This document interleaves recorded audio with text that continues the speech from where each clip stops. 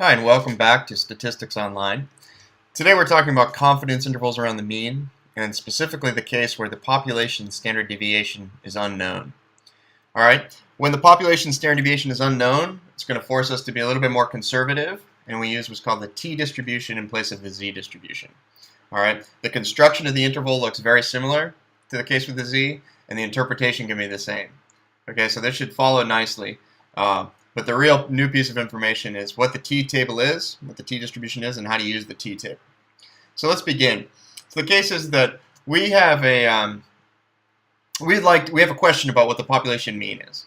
All right, and we can't get our hands on this population parameter, so we draw a sample from the population and calculate x bar, our sample mean.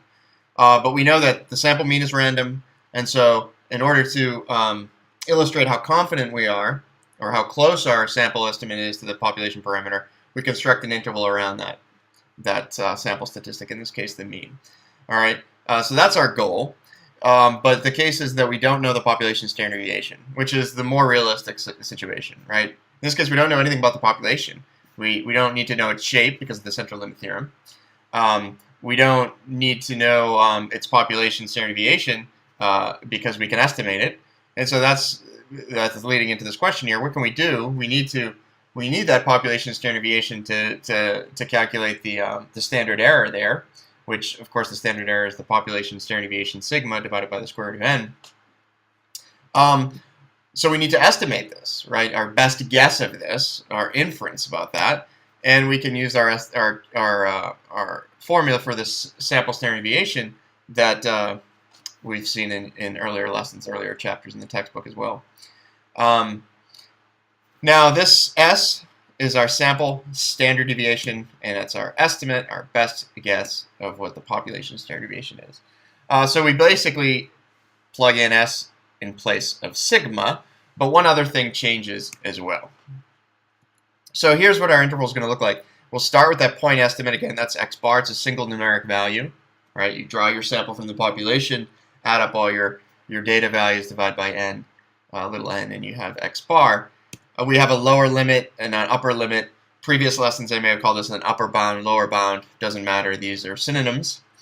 The lower limit and the upper limit are symmetric in the sense that in both cases in either case I'm either subtracting the margin of error or adding the margin of error to x bar. Let's look at the lower limit first. X bar minus what we see here is t. I have to discuss t in more detail, but that's going to be a critical value, just like z was in place of t previously. And over here is the estimate of our standard error. Instead of sigma, it's s, and I have that sub x just to indicate that this is the sample standard deviation of the variable x. Most of the times I drop that, and of course the margin of error is the same. We're just adding it to x bar for the upper limit. Now, the t value is, again, a critical value, okay? Just like the z value that's in a confidence interval is called a critical value. And alpha divided by 2 is, again, a piece of information. It's a piece of notation. It's a subscript. And it's telling you that, hey, you need to go to the t-table, to go to this t-distribution, and plug in a value, okay, with an area of half of alpha, or alpha divided by 2, to the right of it. Okay? It's the same information that was provided to you with the z critical value, but it is a different distribution. We're going to get into that in a minute. And this, of course, is our estimate of the standard error. And so the remaining question is, what's the t value? Okay, so we've seen the formula. We see how it's going to play its role into the confidence interval. What's a t value? So a few highlights of the t distribution. The t distribution has fatter tails than the z. Okay, so as it takes longer. One way to describe this is taking longer to converge towards the horizontal axis, right? Axis asymptotically, but longer to converge. It's more conservative in the case that you have wider intervals around means, okay, for the same level of confidence. This added conservative, the fact that it's more conservative reflects the added uncertainty we have, and the added uncertainty is before when we're using the z distribution when constructing a confidence interval. We had knowledge of the population standard deviation. All right, we had that parameter. When we're using t, we don't have that parameter, so we have this added bit of uncertainty. We have to estimate that parameter, And so this is kind of a way to keep ourselves honest, a more conservative interval to reflect this added uncertainty. The shape of the t-distribution differs, and it differs according to the degrees of freedom, which I introduce here as n minus 1. All right, and the degrees of freedom, to describe this to you, is that we had a sample drawn from the population. We calculated x bar from that sample, but we also then took that x bar, go back here, and we used it in our estimate of another parameter, sigma, right? We estimated sigma with s, and we used that estimate of the population mean, which is x bar, in that calculation.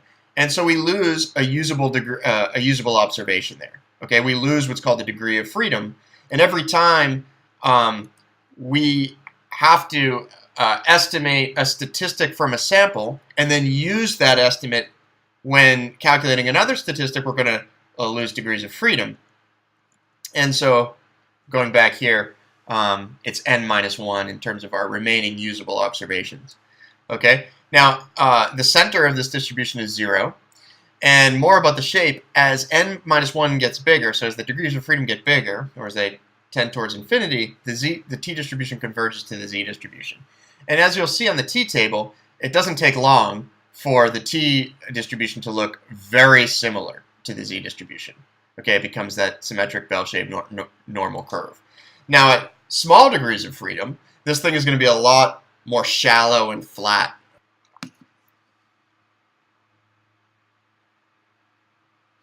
What I'd like to show you now is the difference between, or the comparison between the z-distribution, which we know is our standard normal bell-shaped distribution,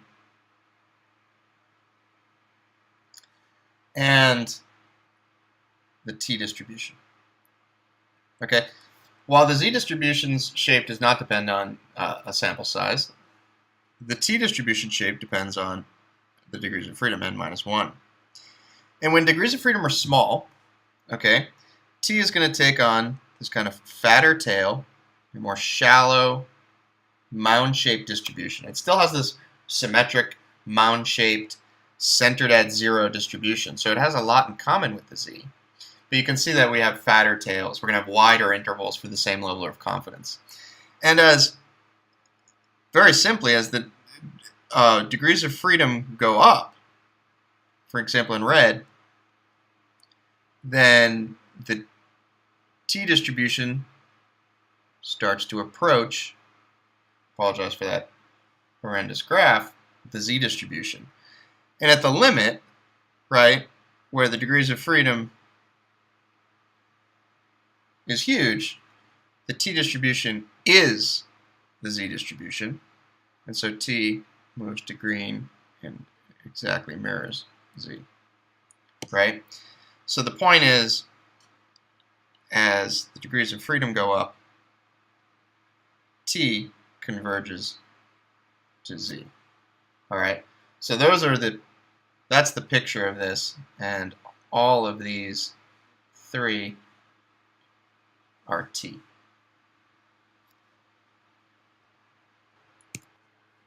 Okay, so let's look at how this t-distribution is going to, how we're going to use this t-distribution to find the critical t-values for our confidence interval.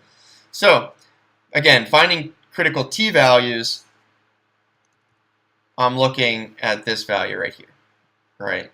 A t, and it finds its way twice into this the formula for the confidence interval, but it's that t with a subscript of alpha divided by 2. And so let's look at this example. Let's say I have a sample of 15 and an alpha level of significance of 0.05. What's the critical t-value that I'm going to plug in to that confidence interval formula? Well, recall it's going to be the t-value that leaves an area of half alpha, which is 0.025 to the right. And so when I'm looking on the t-table, I want to find the column, okay, that has the following, a t with a subscript of 0.025, because that's alpha divided by 2. All right, so let's go and remember we have n is 15, so the degrees of freedom n minus 1 is 14. And let's go to the t-table here. You can see that degrees of freedom is the first column. All right. And the remaining 5 columns, degrees of freedom, is mirrored on the right-hand side. You need not use that, but can make things easier. The interior 5 columns are different subscripts, different areas to the right. Okay, you can see from this graph that the subscript, in this case, is just alpha, but the subscript is the area to the right. That's the point you need to keep in mind.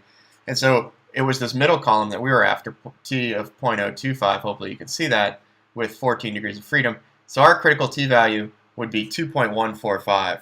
Now notice for the 0.05 significance level, which is a 95% confidence level, if we were to use z, and you can go to the very bottom, you'll see degrees of freedom of infinity, we report z values, because z, again, t converges to z. 1.96 was that critical z value. And so the t value is bigger. And you can see that it's going to be weakly bigger than the z. All right, even with a sample size of 1,000, or I'm sorry, the degrees of freedom of 1,000 or sample size of 1,001, and we're going to round any sample size down to that. We have a t of 1.962, which is very close, right? 3 decimal places out. It's different from the z, but it's very close. But in the small t values, you can see with small degrees of freedom, small degrees of freedom, you get these large, relatively large t values. And when I'm saying relatively large, it's relative to its corresponding z. All right, because this is the 95% confidence interval column. Anyway, our particular value is 2.145.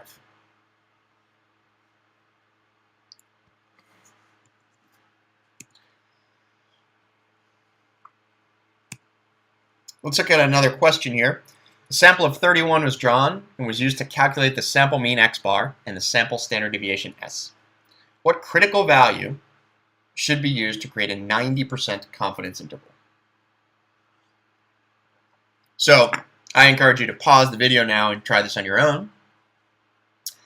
I will, at this point, go on to the t-table and look for 30 degrees of freedom, okay, and a subscript of 0.05. Alpha divided by 2, remember, is to the right of the t, so the subscript has to be 0.05, and we're looking at 30 degrees of freedom. 1.697 is the appropriate critical value, and you can see that I walk you through that here. All you do then is plug in that particular t into the confidence interval formula and plug away. We'll do an example at the end. Let's look at one more just to get our rounding situated correctly. If the sample size is 33, alpha is 0.01, and I say determine the appropriate critical t value. What I want you to do is first round this down. Calculate the degrees of freedom, which is 33 minus 1, so 32 degrees of freedom. Okay, 32 degrees of freedom, and alpha divided by 2 is 0.005. So if I go to 32 degrees of freedom, and I go back to my t-table, you can see that this t-table we're using in our class, and it's not the only t-table, but in this particular one there's no 32. So I want you to use conventional rounding. 32 would round to 30. Okay, if it was 33 degrees of freedom, we'd round to 35. We're going to round to 30. And our subscript is 0.005. Remember, alpha is 0.01, so half alpha is 0.0005. And so we are right over here at 2.750. So 2.750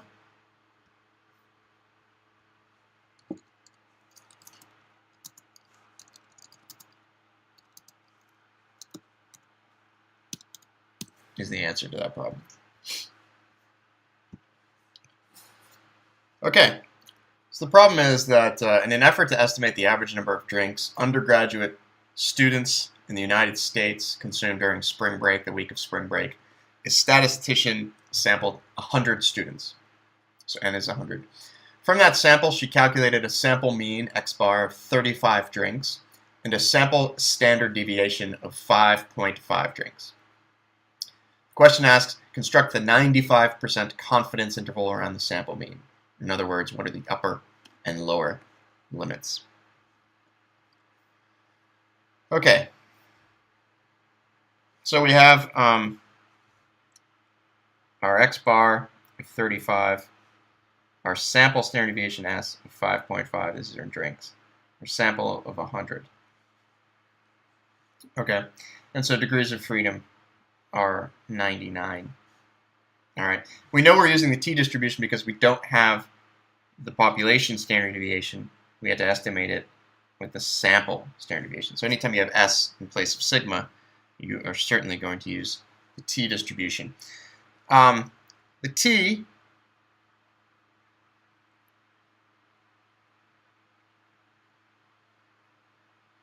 is going to be this mound-shaped distribution, and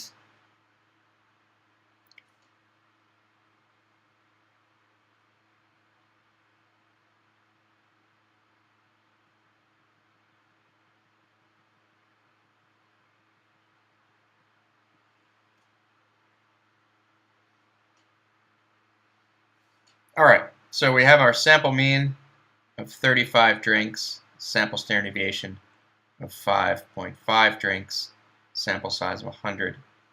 We know we're going to be using the t-distribution here because we have the sample standard deviation in place of the population standard deviation because we don't know it. And so that is what triggers the use of t over z, degrees of freedom, n minus 1 of 99.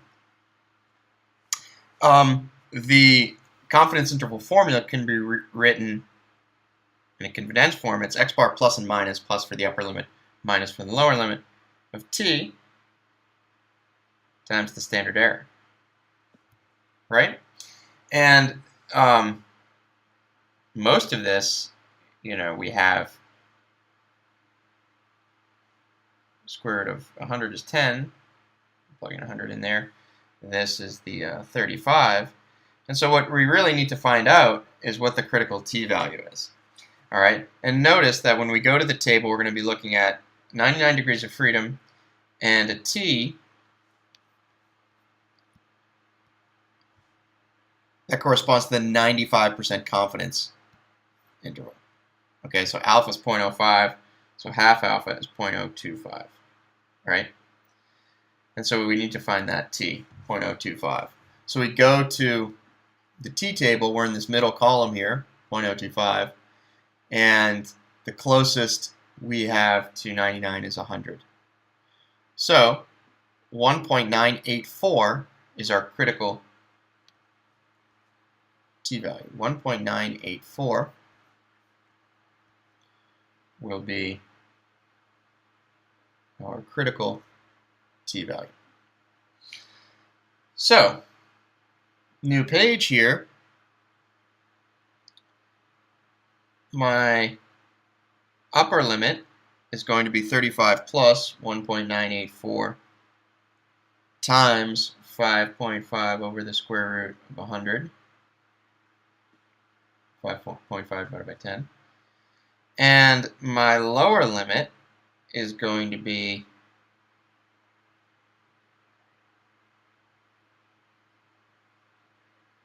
right, so this is the lower limit.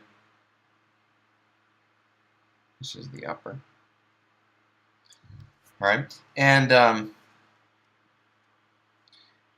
turns out that the margin of error, again, E, the margin of error, is 1.0912 drinks. So that means that the lower limit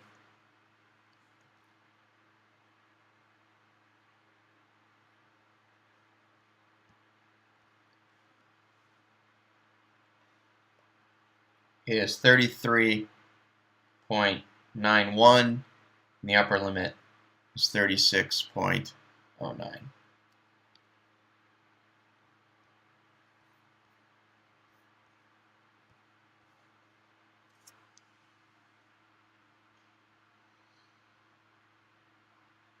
Now, in terms of the interpretation, right, we can say that we are 95% confident that we're 95% confident that the true population mean, or the average number of drinks for college students on spring break is somewhere between 36.09 drinks and 33.91 drinks, right? We're 95% confident that the parameter value is within those bounds.